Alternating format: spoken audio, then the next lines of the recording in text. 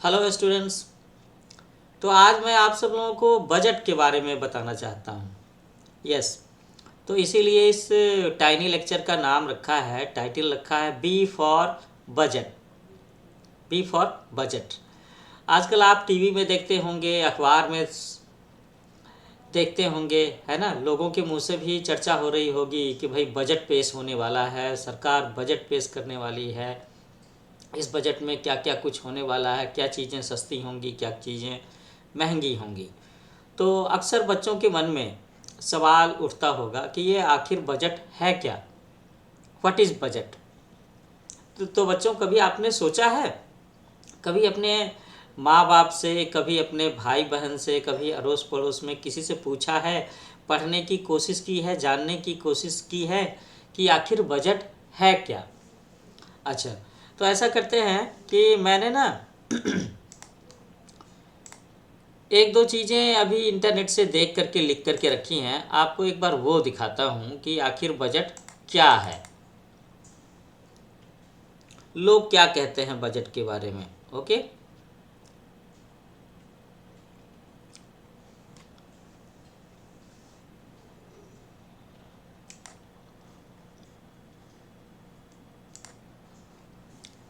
तो यहाँ पर मैं देख रहा हूँ कि मैंने दो डिफिनीशंस लिख रखे हैं। पहला है budget is the sum of finances allocated for a particular purpose and the summary of intended expenditure along with purpose for how to meet them। तो एक्चुअली में आप यहाँ पर क्या क्या चीज़ें देख रहे हैं, लिखा है sum of finances allocated for a particular purpose.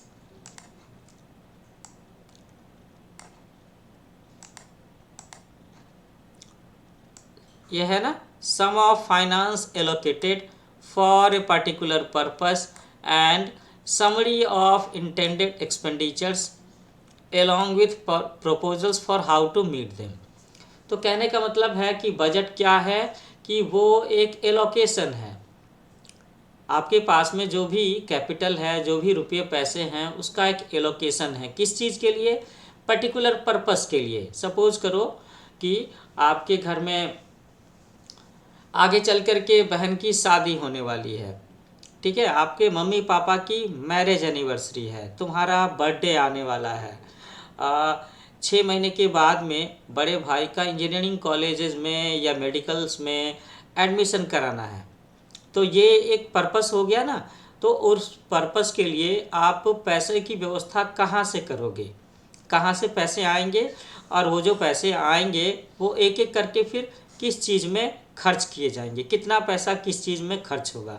तो ये जो एलोकेशन है, यही चीज़ बजट है।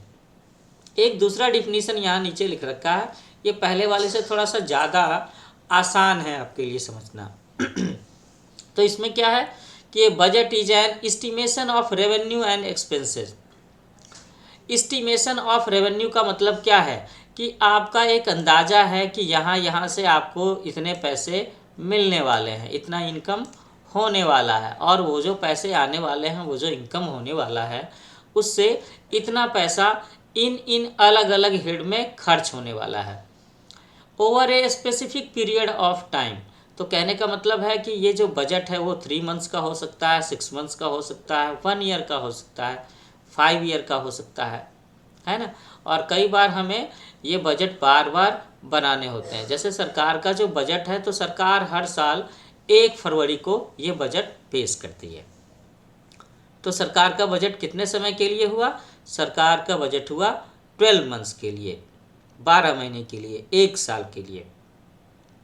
तो एक्चुअली में बजट के जो रूल्स होते हैं, उसके जो भी इफ़ेक्ट्स होते हैं, टैक्स का इम्प्लीमेंटेशन है, या ये सारी चीज़ें हैं, ये सारी चीज़ें लागू होती हैं फाइनेंशियल ईयर के हिसाब से। दैट इज़ 1 अप्रैल से लेकर के नेक्स्ट ईयर के 31 मार्च के लिए। लेकिन बजट पेश हो जाता है हमारे यहाँ 1 फरवरी को। तो अभी बस कल के बाद परसों, है ना, 1 फरवरी है, तो सरकार बजट पेश करने वाली है। तो इसी बजट के बारे में हम लोग चर्चा करने वाले हैं कि आखिर ये बजट की चर्चा होती क्या है, अखबारों में, टीवी में, हर जगह पे। तो आज के दिन हम लोग बजट के कौन कौन से पॉइंट्स कवर करेंगे? हम लोग कवर करेंगे what is a budget? Budget क्या है? Who presents budget? बजट कौन पेश करता है? हम लोग ये भी देखेंगे कि who presented first budget of independent India? स्वतंत्र भारत का पहला बजट किसने पेश किया? उस समय के फाइनेंस मिनिस्टर कौन रहे होंगे? Major components of budget, budget के मुख्य तत्व जैसे कि estimation, allocation, income, expenses, profit and loss, है ना। ये जो आपका अंदाज़ा है, रुपये को बांटने की बातें हैं, आय की बातें हैं, खर्चे की बातें हैं, लाभ और हानि की बातें हैं। फिर एक पॉइंट मैंने रखा है central budget and state budget, कि क्या हमारे देश और केंद्र, देश का बजट और राज्य का बजट अलग अलग होता है क्या? डेफिनेटली ये अलग अलग ही होता है। What is reflection and impact of budget? Budget से आपको क्या दिखता है और बजट पेश होने के बाद में इसका क्या असर होता है? आगे हम लोग आखिर में एक पॉइंट और भी रखा है, importance of budget in our life, budget का हमारे जीवन में महत्व क्या है। ठीक है, तो हम लोग एक बार फिर से पहले पॉइंट पर आते हैं जो हम लोगों ने रखा था कि बजट क्या है। तो बच्चों, बजट एक्चुअली में एक अंदाज़ा है, बजट एक एस्टीमेट है। ठीक है, अब जैसे कि मैं एक छोटे से एग्जाम्पल के बारे में आपको बताता हूँ कि जैसे सपोज करो कि आप सरस्वती पूजा करने वाले हो, ओके, और आपने बजट बना रखा है 1000 रुपीज़ का। ठीक है, तो एस्टिमेटेड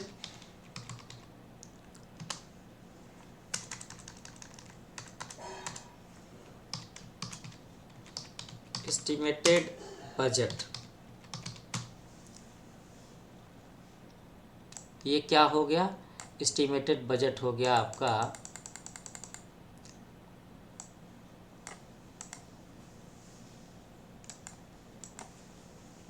मैं रखता हूँ यहाँ पे वैल्यू 1000 रुपीज़, ओके। अच्छा, अब आप ज़रा मुझे बताओ कि इसमें जो खर्चे होंगे, जो एक्सपेंसेस होंगे, वो किस किस हेड में होंगे। सपोज करो कि आपने एक मूर्ति खरीदनी है, एक स्टैचू खरीदनी है, तो उसका बजट मैं क्या रख लूँ? 250 मान लिया।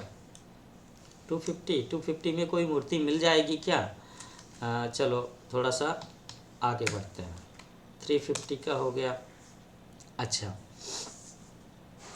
अब इसके बाद में है कि और क्या चीज़ें चाहिए होंगी, और आप डेकोरेशन पर खर्च करोगे, उसमें मान लिया कि आपने खर्च किया ₹250 का। और क्या हो सकता है?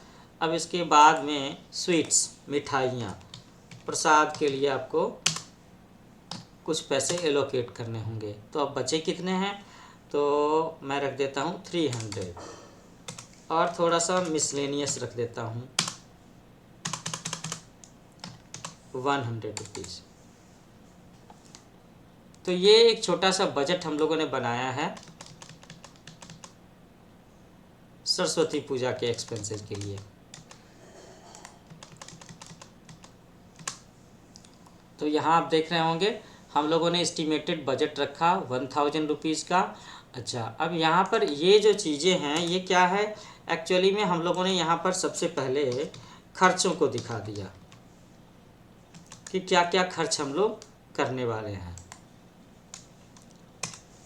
अच्छा, अब जब बात बजट की है कि 1000 रुपीज़ का बजट है, जिसमें जो मेजर एक्सपेंसेस होंगे, स्टैचू पर होगा, डेकोरेशन पर होगा, स्वीट्स पर होगा, और कुछ मिसलेनियस हम लोगों ने 100 रुपीज़ का रख दिया है ना।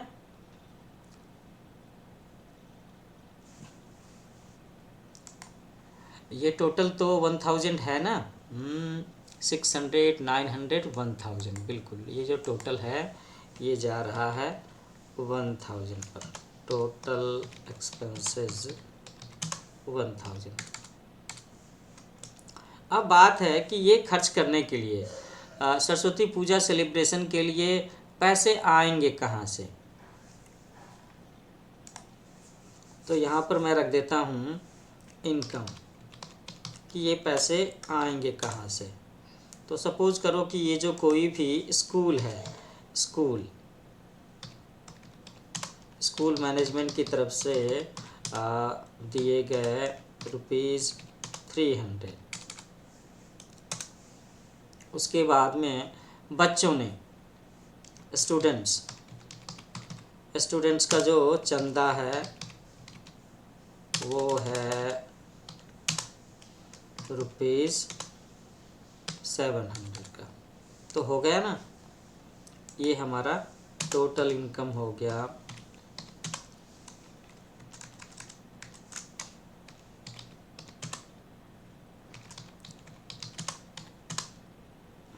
1000। तो इसे बोलते हैं बजट। यहाँ मैंने एक एग्जाम्पल के जरिए आपको दिखाने की कोशिश की कि suppose your school is going to celebrate Saraswati Puja. तो सरस्वती पूजा में जो खर्चे होंगे, स्टैचू के लिए ₹350, डेकोरेशन के लिए 250, स्वीट्स के लिए 300 और मिसलेनियस रखा 100। So total expenses will be ₹1000। अब बात आती है कि सरस्वती पूजा के लिए ₹1000 आएंगे कहाँ से। तो स्कूल मैनेजमेंट ने दिया ₹300 और स्टूडेंट्स लोगों ने जो चंदा इकट्ठा किया दैट इज ₹700। तो ये इनकम हो गया 1000। तो यही होता है बजट। बजट क्या है? बजट एक एस्टिमेशन है कि हम किसी भी बड़े काम के लिए एक एस्टिमेट बनाते हैं कि हमें ये काम करना है। उसके बाद हमें उसके लिए फाइनेंसेज, रुपयों की व्यवस्था करनी होती है कि ये पैसे हमारे पास कहाँ कहाँ से आएंगे। और उसके बाद फिर हमें ये दिखाना होता है कि हम इन पैसों को खर्च करेंगे तो वो हमारा एलोकेशन कैसे होगा, किस किस हेड में हम कितने कितने पैसे खर्च करने वाले हैं। तो ये जो सरकार का बजट पेश होता है एक्चुअली उसमें भी यही बात होती है। सरकार भी यही चीज़ दिखाती है और ये एक बहुत बड़ा मॉडल होता है। एक्चुअल में ये एक एक्चुअल मॉडल होता है। अभी मैंने तो बस एक छोटा सा मॉडल आपको दिखाने की कोशिश की, लेकिन सरकार का बजट सचमुच का एक प्रैक्टिकल बजट होता है। ये हमारे पूरे देश के खर्चों को लेकर के, इसमें एजुकेशन के लिए, डिफेंस के लिए, है ना, कोरोना के वैक्सीनेशन के लिए, इन सब चीज़ों के लिए, सड़कें बनाने के लिए, पुल बनाने के लिए, नए मिलिट्री के लिए, अगर एयरफोर्स के लिए एरोप्लेन्स खरीदने हैं तो उसके लिए, इन सब चीज़ों के लिए पैसों की व्यवस्था कहाँ से होगी ये दिखाया जाता है। इसके साथ साथ में ये भी दिखाते हैं कि ये खर्चे होंगे कैसे। तो सरकार के पास तो इनकम का बस एक ही सोर्स है, वो सबसे बड़ा सोर्स है टैक्स वसूल करना। मैं भी टैक्स देता हूँ, आपके पापा भी टैक्स देते होंगे, आपके बड़े भाई, जो भी वर्किंग प्रोफेशनल हैं और जिनकी इनकम की एक लिमिट है, उस लिमिट से ज़्यादा में अगर उनकी इनकम है तो लोगों को टैक्स देना होता है। और लोगों को सिर्फ इनकम टैक्स ही नहीं देना होता, बहुत सारी चीज़ों में आप जब भी चीज़ें खरीदते हैं तो भी टैक्स देते हैं, चीज़ें जब आप बेचते हैं, है ना, तब भी आप टैक्स देते हैं, जब आप फिल्में देखते हो तो भी टैक्स देना होता है। तो सरकार के पास टैक्स वसूलने के बहुत सारे तरीके हैं। दूसरा पॉइंट है हु प्रेजेंट्स बजट, कि आखिर बजट कौन पेश करता है। So have you ever heard about Nirmala Sitharaman. Nirmala Sitharaman कौन है? वो हमारे देश की वित्त मंत्री हैं, फाइनेंस मिनिस्टर हैं। मैं एक बार उनकी फ़ोटो दिखा देता हूँ तो आपके लिए आसान होगा। ये आप देखो, ये निर्मला सीतारमन जी हैं। मेरे ख्याल से ये लास्ट ईयर के बजट की फ़ोटो है। तो ये हमारे देश की फाइनेंस मिनिस्टर हैं, इनके पास यहाँ पे ये बजट इस फाइल में रखा हुआ है। साथ में अनुराग ठाकुर खड़े हैं, ये हमारे देश के जैसे ये फाइनेंस मिनिस्टर हैं निर्मला सीतारमन, तो उनके साथ में इनका भी पोर्टफोलियो है, ये स्टेट मिनिस्टर होंगे, है ना। निर्मला सीतारमन कैबिनेट मिनिस्टर होंगी और ये उनके असिस्टेंट हैं एक तरह से। तो क्या पता चला, दूसरे क्वेश्चन का जवाब मैंने बताया कि बजट कौन पेश करता है। तो हमारे देश का बजट हमारे देश की वित्त मंत्री करते हैं। और आज के दिन हमारे देश का वित्त मंत्री कौन है, फाइनेंस मिनिस्टर कौन है, मैंने अभी अभी वो तस्वीर दिखाई आपको, निर्मला सीतारमन। तीसरा क्वेश्चन है कि who presented first budget of independent India. स्वतंत्र भारत का पहला बजट किसने पेश किया और ये किस साल की बात है? तो ये जनरल नॉलेज का मैटर है बच्चों, आपको ये भी जानना चाहिए। तो इस सवाल को भी मैंने पहले से ढूंढ करके रखा है।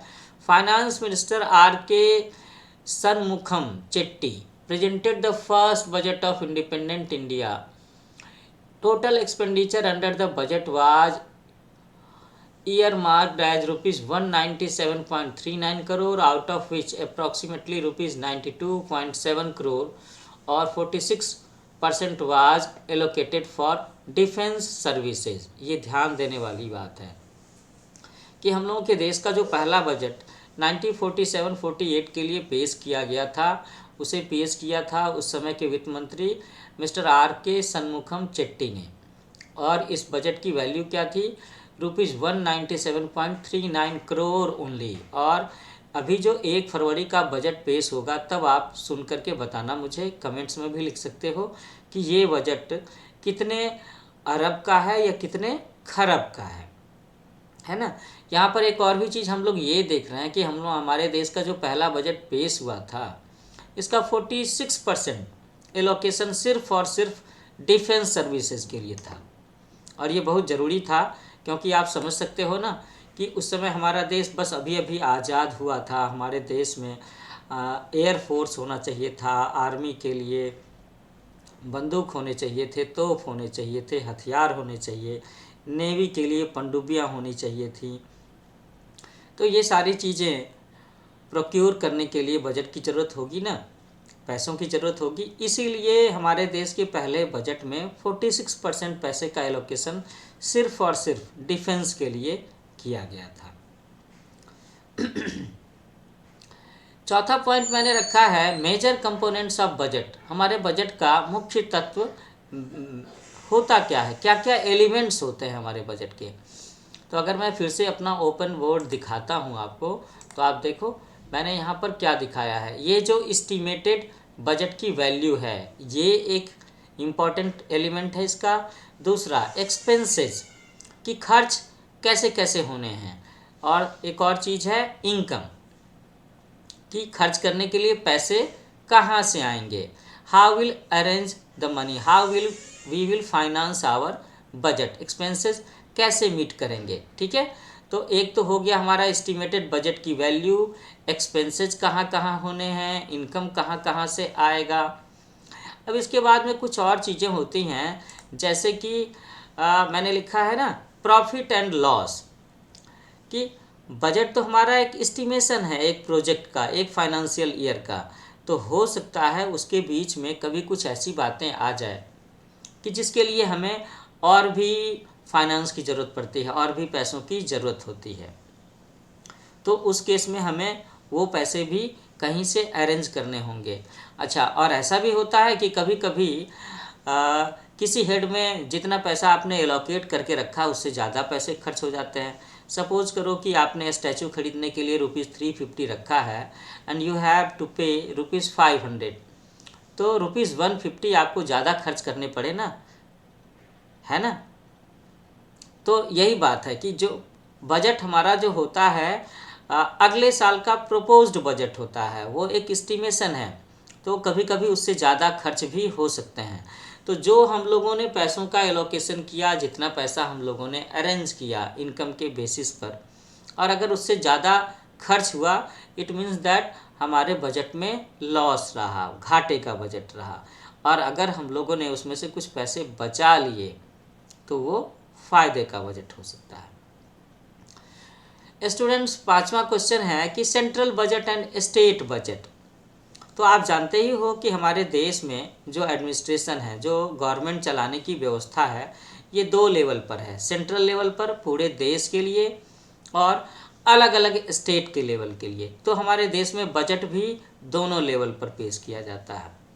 अभी जो 1 फरवरी को बजट पेश होने वाला है, ये हमारे देश का बजट होगा, ये हमारे सेंट्रल लेवल का बजट होगा, जिससे पूरे देश की अर्थव्यवस्था को एक गाइडेंस मिलेगी, एक प्रपोजल होगा। उसके बारे में निर्मला सीतारमण जी सारी बातें बताएंगी, और वो ये भी बताएंगी कि उन्होंने एजुकेशन के लिए, डिफेंस के लिए, इंफ्रास्ट्रक्चर के लिए कितना कितना पैसा एलोकेट किया है।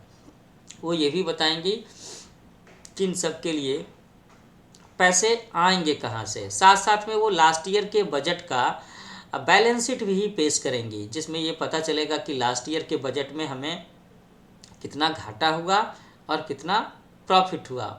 वैसे तो आजकल काफ़ी सालों से बजट में घाटा ही दिखता है, प्रॉफिट नहीं होता, क्योंकि हम लोग एक अंदाज़ा लगा करके चलते हैं और बीच में कई बार इस तरह की बातें हो जाती हैं जिसमें आपको ज़रूरत से ज़्यादा या जो आपने प्लान कर रखा है, लिख रखा है, उससे ज़्यादा खर्च करना होता है। तो हमारे देश का सेंट्रल बजट हमारे देश की वित्त मंत्री, फाइनेंस मिनिस्टर पेश करते हैं। तो बात आती है कि हमारे राज्य का बजट कौन पेश करता है। तो राज्य में भी स्टेट लेवल पर फाइनेंस मिनिस्टर होते हैं जो उसको पेश करते हैं। हालांकि कई सारे स्टेट्स में ऐसा होता है कि वहाँ के जो चीफ मिनिस्टर होते हैं वही खुद इस पोर्टफोलियो को संभालते हैं। कौन सा पोर्टफोलियो? वित्त मंत्रालय। ये बड़ा ही इम्पोर्टेंट पोर्टफोलियो होता है, बहुत ही जिम्मेवारी वाला पोर्टफोलियो है।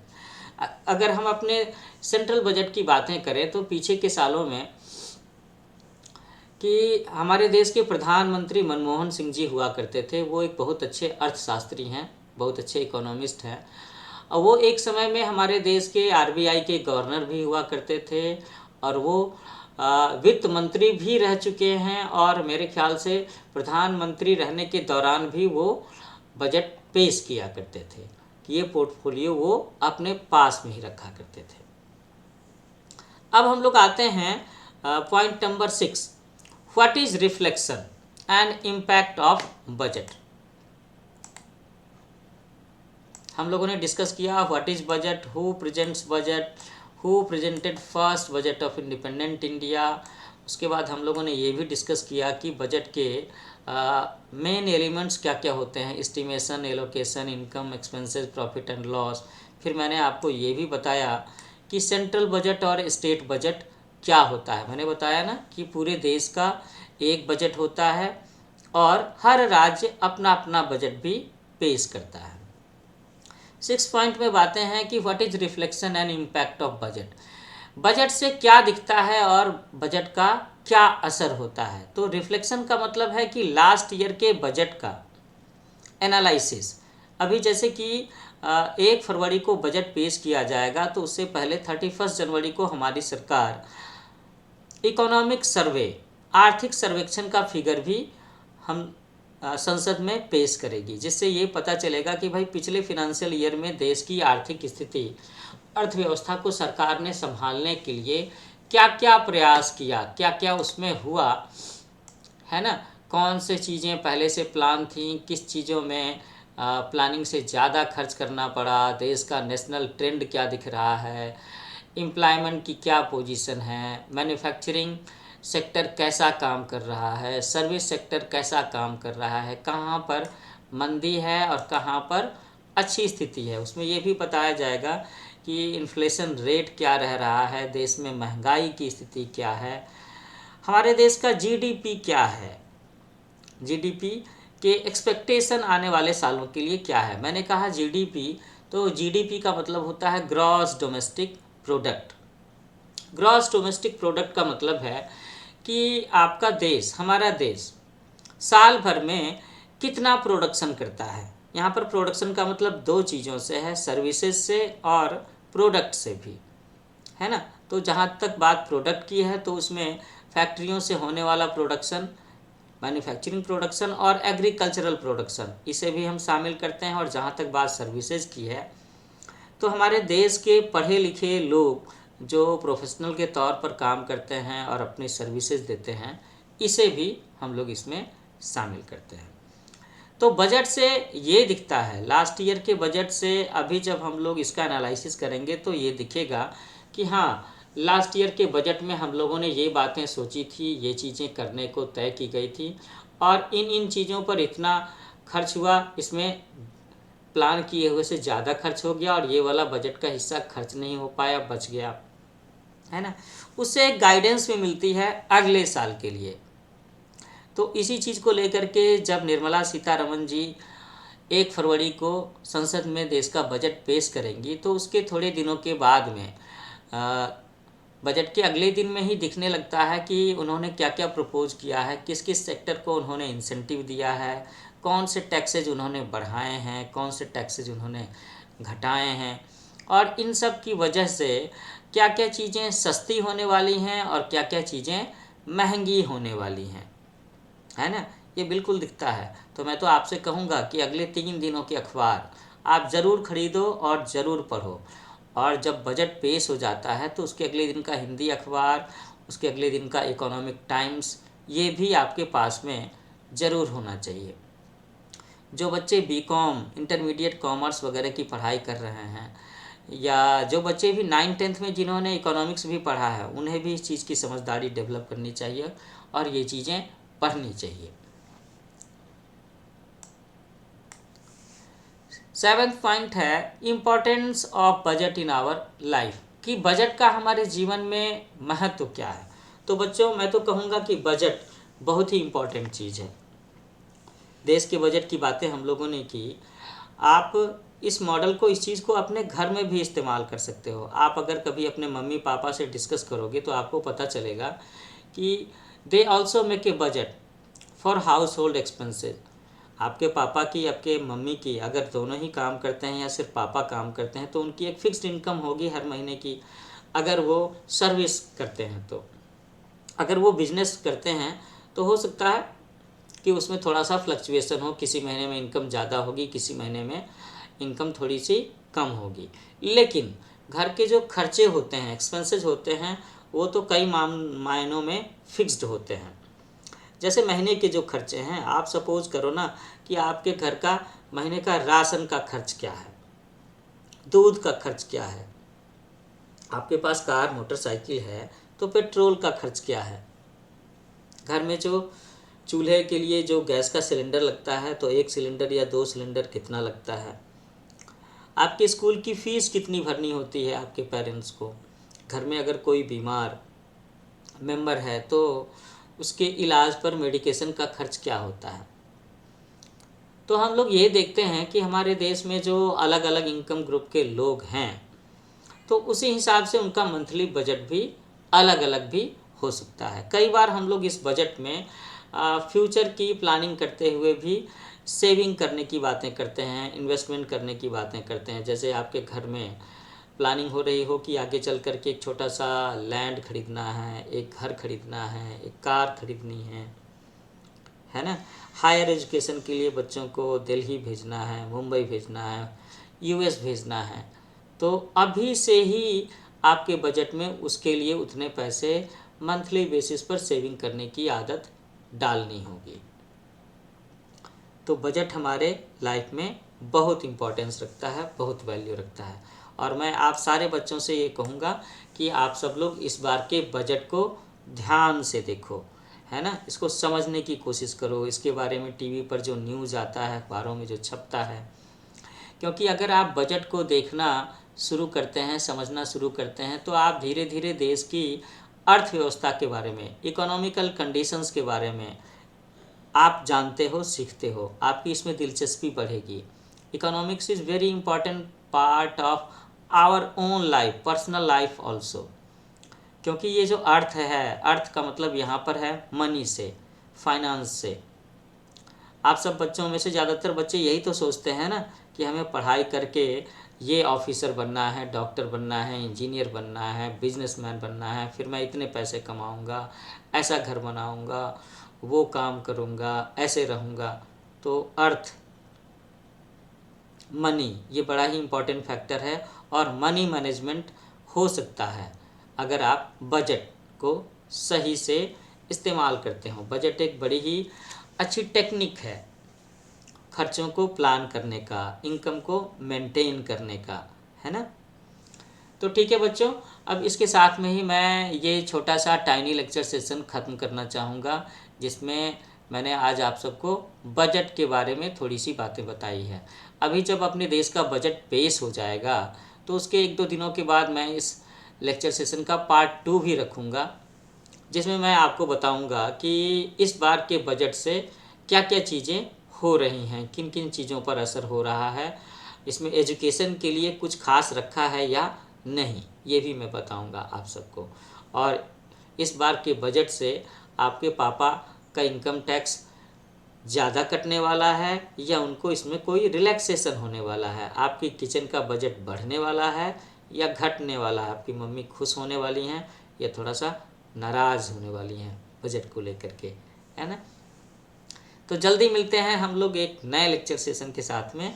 अब मैंने सोचा है कि पढ़ाई के लेक्चर के साथ साथ में, सब्जेक्ट के लेक्चर के साथ साथ में लाइफ से जुड़ी हुई और भी बातें जो आपके एजुकेशन, आपके करियर, आपकी फ्यूचर को एक शेप दे सकती हैं, उसके बारे में भी मैं समय समय पर चर्चा करने की कोशिश करूँगा। हालांकि इन सारे सब्जेक्ट्स में काफ़ी सारे टेक्निकल टर्म होते हैं, फिर भी I will try my best, मैं इसे सिंप्लीफाई करके समझाने की कोशिश करूँगा।